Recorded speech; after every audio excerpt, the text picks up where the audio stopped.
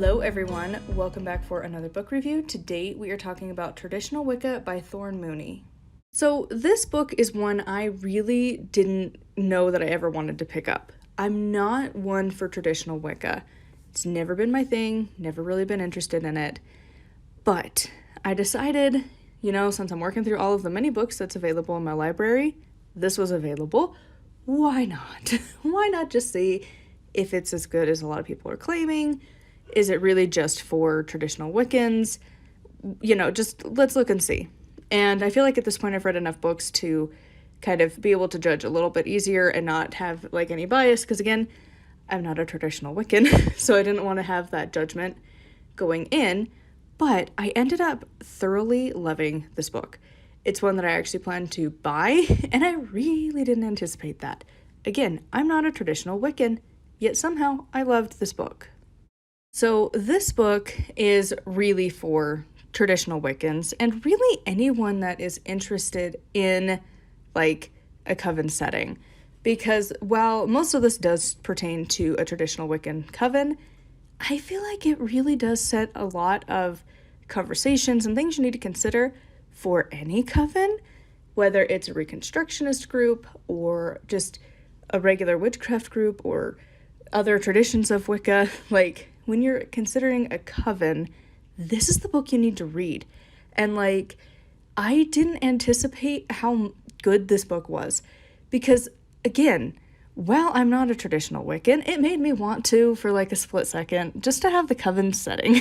The way it's structured and it's set up, it sounds so lovely. Now, does it ever actually work out that way? I don't know. Personally, I've tried various groups and it's never worked out. And at this point, I really quite enjoy being solitary. But for a minute there, you're reading it and you're like, oh, that'd be so nice, to get together for Yule and share gifts and to have this tight-knit community around you would be amazing. And let's be honest, sometimes there is something kind of cool about working your way up and learning different things as you go that you just don't get as a solitary or in, more public settings. Because the public groups, just the nature of it, and she talks about it in this book, they don't have a lot of repeating people all the time. You're going to have new people constantly, so you can't really get a deep connection. And honestly, one of the things that has pushed me away is because you get this in-group thing and you're an outsider and they don't really make you feel comfortable because, again, they're just there to catch up with their buddies and you're just this other straggler around. So, again, this book I really wasn't anticipating liking, because that's always been my experience with covens, and yet it's such a good book. The topics that are brought up are so well written, and it's things that I wouldn't have ever considered, and it's so good. Now, of course, the parts of this book that I didn't love are really just because I don't like traditional Wicca, and so the parts of it that I'm like, ick, is just part of being traditional Wiccan.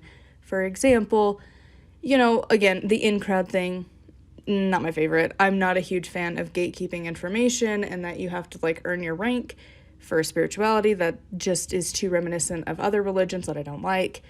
I'm more of the belief that the information should just be available to you to figure it out. At least most of the basics, maybe if you get into the niche things to kind of reserve it. But even then, I feel like every topic should have a beginner approach to it that you can look and see if it's something you're interested in and something that resonates with you, that traditional Wicca is just not about. It's very much an in-crowd, secret crowd. I don't like it. So, again, it's things that I know that I just don't like because I don't like traditional Wicca for that reason. But I'm glad she talks about that, and she talks about things that I had never really considered. She talks about how in all of the Wiccan texts, it's usually listed as the goddess and the god, because in the coven setting, you eventually learn the real names, but until you are given that information, it's a substitute name. And I'm like, I did not know that. That is intriguing. So it's little stuff like that. And, there's other parts of it, she talks about how most traditional Wiccan settings, it's going to be a skyclad thing, and it's nope. I know that we're supposed to be happy and content with our bodies, but I'm never going to be comfortable with a group of people seeing me naked. That's just weird. And, you know, like, the other thing is that, like, the Great Rite is held to such a high standard, which, again, as an A-switch, not my thing. It's just not a big deal in my life, so it's not a big deal in my craft. And then, you know, also, I just like the freedom to jump between magical theories and practices and deities and just exploring my ideas on a whim without the constraints of the coven being like, nah, it has to be this way. Like, I just know that it's not for me, but it could be for other people. Again, that's why I was anticipating I wouldn't like this book, because, again, I usually don't like traditional Wicca. Kind of one last note with all of that is something that she mentions in here that, like, it's a random little toss-out point, but it really stuck with me. And it was like, she would immediately reject anybody who wanted to potentially join her coven if they have an issue with, like, alcohol. And I'm like, wow, yeah, this is why I'm solitary.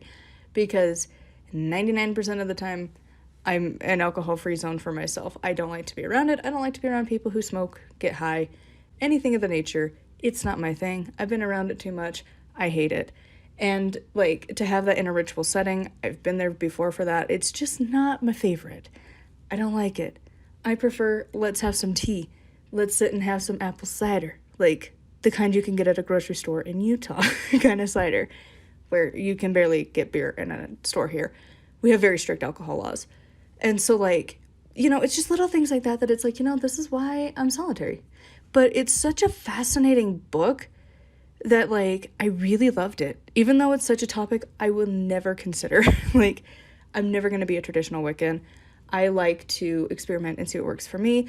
I don't like to use all of the tools. Half the time I don't. And, like, when I do, it's very random. And in, again, traditional Wiccan settings, they're very important and very, like, appropriate to use for everything. Whereas the solitary, like, I very rarely use my athame. And, like, you know, I'm never gonna feel the need to, like, have to copy a Book of Shadows to the T. Like, I'm gonna figure out what works for me. And, like, we might have, like, a family Book of Shadows, but we're still probably gonna have our own. And, like, my Book of Shadows is really a series of binders, which I'll talk about at some point in the new year. But, like, again, this is just one of those books that I really, really didn't anticipate liking because I don't like traditional Wicca. And yet, here I am. I loved this book. It is such a good book. Anytime, like, even now, I'll see posts on, like, local pagan groups, and they'll talk about covens, and I'm like, you need to read this book. Like, this is the standard book you should be reading. Whether you're starting your own coven or you're wanting to join a coven, this book is so good. Whether it's traditional Wicca or not, the premise of this book applies to just about any pagan group. Like, it is just so good. And the writing is really good, too. Again, I really didn't anticipate loving this. I don't like traditional Wicca, and yet it is now one of my favorite books. And it's weird because, again, it's not even a book I would necessarily reread very often, but it is one I feel like I would want to have on a shelf for when somebody's like, I need this is the book you need, kind of a thing. And I don't have that very often, but when I do, it's insane, especially, again, I'm not a traditional Wiccan. So, anyways, this is a lot of rambling, but those are my thoughts on traditional Wicca. If you are looking into being a traditional Wiccan, if you want to join a coven, this is the book for you. Whether you've been practicing for years or not, when you're wanting to move into that specific field of practice, you need to get this book. So anyways, I would love to know your thoughts on this one in the comments down below. And of course, a huge thank you to my patrons. If you would like to support me and get access to exclusive content, it is patreon.com/nightwillowcrafts. Make sure to like, comment, and subscribe pretty much for the rest of the year and beyond. I will be posting every single day again, so it might be these voiceovers for a minute, but I'm still posting every day. And so anyways, until next time, thank you for watching, and blessed be.